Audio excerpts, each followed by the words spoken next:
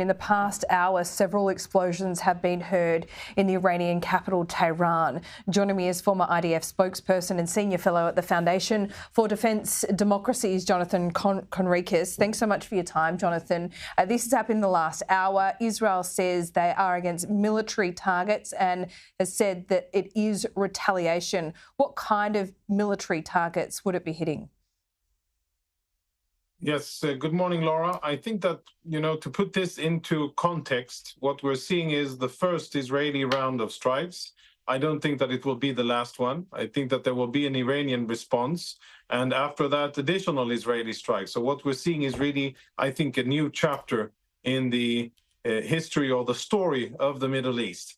Now, that relates to the targets, because since this is the first and not the last attack, I think that what Israel is striking, and I think that the reports will come in the coming hours, perhaps while you are still on air, will be military targets all over Iran, specifically those that are related to air defenses and missile installations, which are at the top priority for Israel to deal with. One, because they're striking out missile defenses, radars, and the other components of Iranian air defenses will be important for the future of Israeli freedom of action above Iran. And two, missile locations, because they are the ones that have been fired towards Israel, and hence the direct correlation. But I think that what we're seeing now is a new strategy being put in place.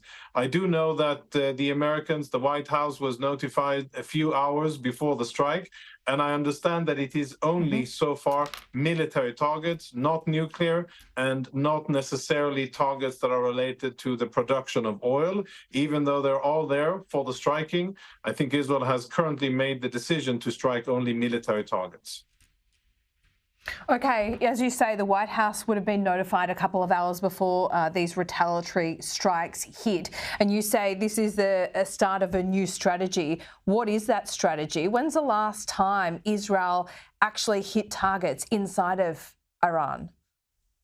The last time was about a week after the 14th of April, the first Iranian ballistic missile assault on Iran. And then Israel retaliated with a very, very small, I would say minimalistic strike in one location near Isfahan, central Iran. And that was just to prove the point that we can get through your defenses. Israel wanted to do more, but refrained from doing so under American advice or pressure. That isn't the situation today, and this is indeed the first and largest Israeli strike, still ongoing as far as I know. And what, in terms of strategy, again, to zoom out a bit and give context here, Iran has been at war with Israel for the latest, I would say, 20 or so years. Up until April, it was an indirect war where Iran used their proxies, Hezbollah, Hamas, Houthis, and other proxies that they have in the region, and they fought against Israel. From April 14th and then October 2nd, Iran has engaged Israel directly, fired at Israeli civilian centers of population and at military installations, and now Israel is retaliating against that. And I think it's not been made official yet, but I believe that there is a new Israeli strategy that says we are not going to agree to continued Iranian aggression, whether direct by ballistic missiles or indirect through Iranian proxies. And what Israel is going to do is to hold the Iranian regime accountable. And what we're seeing now is, I think, the first stage of the implementation of that strategy. So, Jonathan, this is the implementation of that strategy. Would you categorise this as a broader war now? Because, as you say, Iran has been attacking Israel via proxies for quite some time, but now Israel is striking directly at military targets inside Tehran. You would expect Iran to retaliate directly as well. So is this now a wider war? I think, yes. It's, of course, an answer that I'm not happy to give because it means that my country will be under additional fire. But I think, yes, what we're seeing is the first stage. I anticipate an Iranian retaliation, and I anticipate continued Israeli strikes. And, of course, both Israel and Iran to a certain extent. We have surprises, and we have additional capabilities that have not yet been used. And there are many things that Israel can do against Iran that it has refrained from doing. And as the situation unfolds, I think we will see that happening. Israel has been very, very specific this time around, only to strike military targets, but there are lots and lots of targets. And I would say that ultimately speaking about, strategy, when it all, when we clear away the noise, what eventually is here at stake is the Iranian regime. I believe, and this is my point of view and not yet the official Israeli point of view, is that as long as the Iranian regime controls Iran, Israel isn't safe. We can defeat one Iranian proxy and then another one. We're defeating Hamas, going to defeat Hezbollah to a lesser extent. But until the Iranian regime stops sending them money and weapons, we will not be blessed with quiet and peace.